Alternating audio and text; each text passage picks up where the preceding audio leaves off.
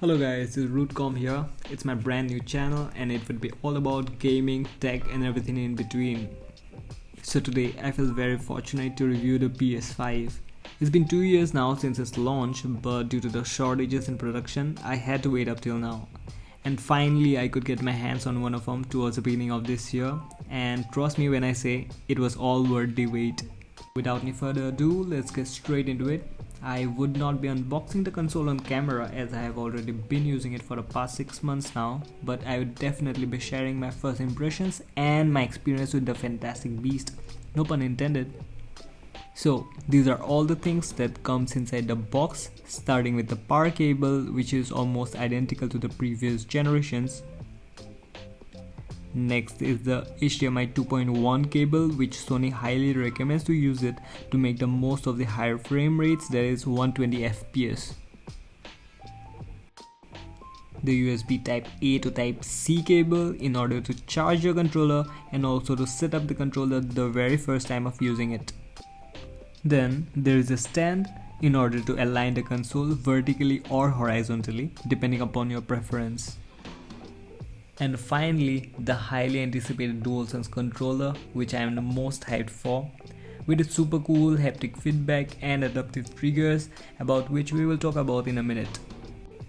This is the main console. It definitely is bigger compared to the PS4, but the looks are pretty exquisite with a futuristic appearance in my opinion. The color scheme is white matte finish side plates with a black glossy centerpiece. The front plate, as you can see, has a PS logo cutout which looks super cool. And the back plate has the Sony logo engraved on it.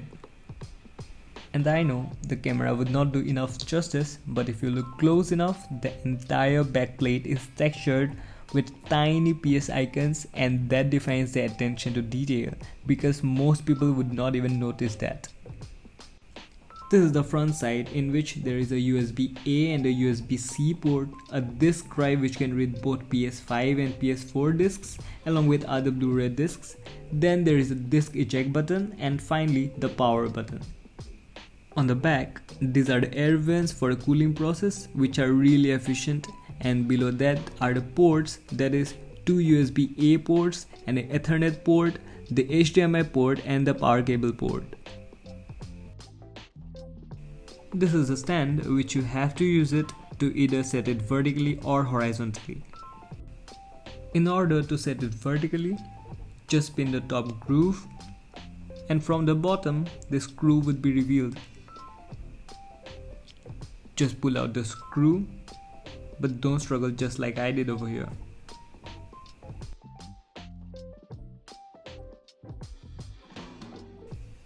Anyways, now put the console on its top like this, put the stand on top of it as I have shown it over here, and screw it in. You can just tighten it with your hand, or else you can also use a screwdriver if you need it. And then the console looks something like this vertically.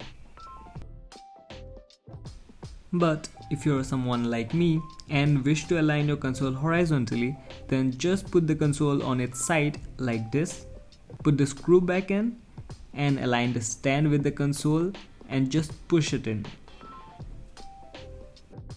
And horizontally, it now looks something like this. And finally, now it's time to check out the DualSense controller now. This is hands down the best controller ever. The looks and the color scheme matches with the console itself. It is slightly heavier than the previous generation of controllers, but it seems really perfect in the hands. The grippy thumbsticks along with the adaptive triggers and haptic feedback makes it almost too good to be true. So this is the D-pad, that is the directional buttons, and all these buttons are transparent along with the action buttons on the other side. So there is a share button on the left, and to its right is the options button. The touchpad on the other hand is really smoother than the DualShock 4 controller, which also works as the touchpad button. Then on the front there is a built-in speaker, the PS button, the microphone on-off button. Below that is the built-in microphone, And last but not the least is the 3.5mm headphone jack. Now let us take a minute to appreciate and talk about the awesome adaptive triggers of the DualSense controller, which is honestly the best thing about the controller. So this is how it works. Depending upon which game you are playing and which particular weapon you are using, you can now feel a specific resistance on the triggers, which makes it so much more immersive. We have to cross a specific threshold in order to make the shot, whether it be a gun or a bow. After the console is turned on, first the PS logo appears, then a short disclaimer, then a few particles appears on the screen, and finally they ask you to choose a profile. Here, choose your preferred profile, type in your password, and we are in. Here we go guys, this is it. This is the new PlayStation user interface. It's clean and fast. This is the game section, and when you move over different game icons, a specific music plays on the background, which is highly cool in my opinion. Pressing R2 on your controller brings us to the media section, which contains all your media apps such as YouTube, Spotify, Netflix, Prime, Disney+, etc. Then comes the settings menu with all the network settings, storage options, accessory settings, system, and so on. And now is the time that we all have been waiting for. That is the awesome PS5 games. Here we go guys. God of War Ragnarok is literally one of the best games of 2022 at least. It is the highly anticipated sequel to the 2018 God of War developed by Santa Monica Studios. It has everything a gamer could ever want, that is bigger battles, insane enemies, legendary gods, awesome graphics, insane fight moves and weapons, and the list just goes on. I mean, just have a look at the Thor's entrance, and the grand battle with Kratos looks super awesome. Literally every moment in this game is super fun and keeps you engaged at all times. The story is great as well, in which son of Kratos, that is Atreus, is a teenager now and his skills have grown a lot since the previous game. Although it's not a typical open world game, but one can still keep on exploring the grand locations for hours. But my personal favorite thing about these games is the awesome combat. It's really addictive.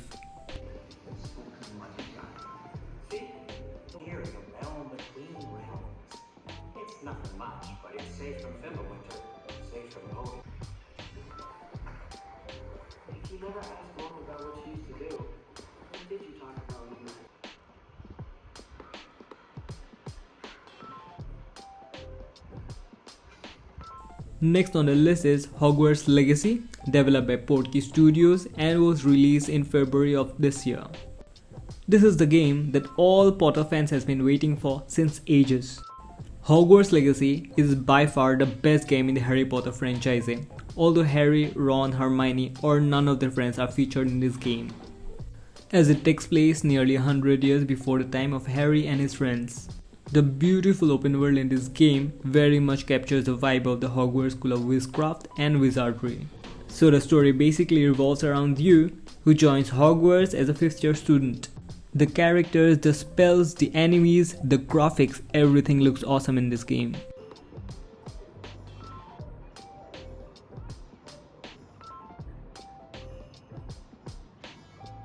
It is super cool to buy your own broom, upgrade it and fly on it, as well as the hippogriff.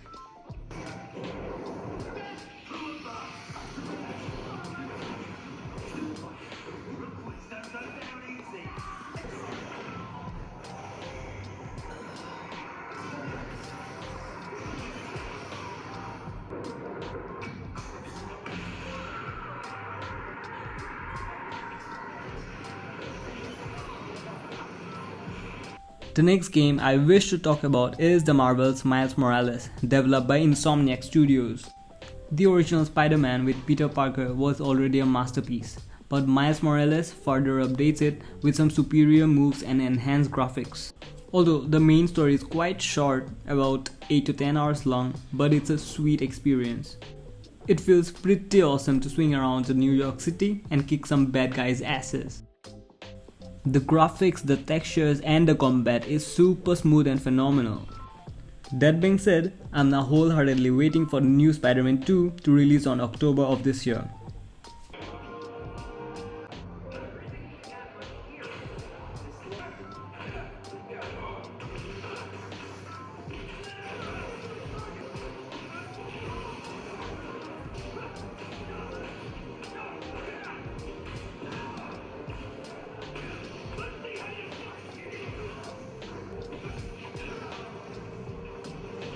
Spider-Man saves the holidays. Can you hear me? Pinky!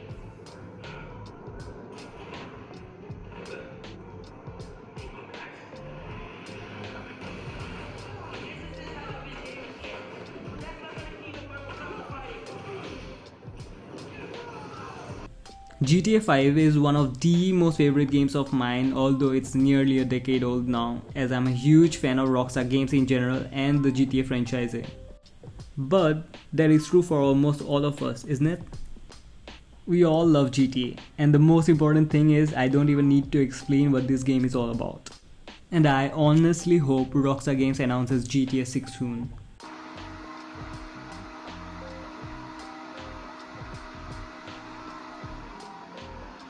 Next on the list is Ratchet & Clank Rift Apart. As you can see, this game is super colorful, gorgeous and perfectly crafted. Although I have to say these kind of games are not really my favorites. But we have to give credit when credit is due. I mean, there are tons of people who straight away love this game because there are loads of reasons to do so. The last game on today's video that I'm highly recommending is The Last of Us Part 1. Although it's just a remake or remaster of the original game released back in 2013, the next gen patch for a PS5 really makes it 100 times better already. I highly recommend this game to anyone who loves zombies or the undead in their games.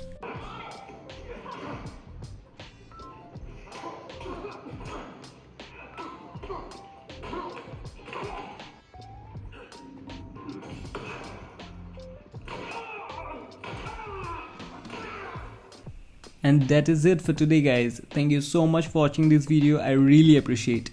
Do give a thumbs up if you like this video because it really helps with the YouTube algorithm.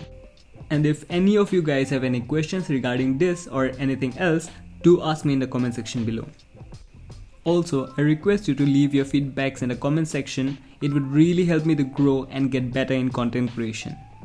And lastly, do subscribe to my channel as loads of high quality contents on gaming and much more are on the way. Jai Hind and until next time.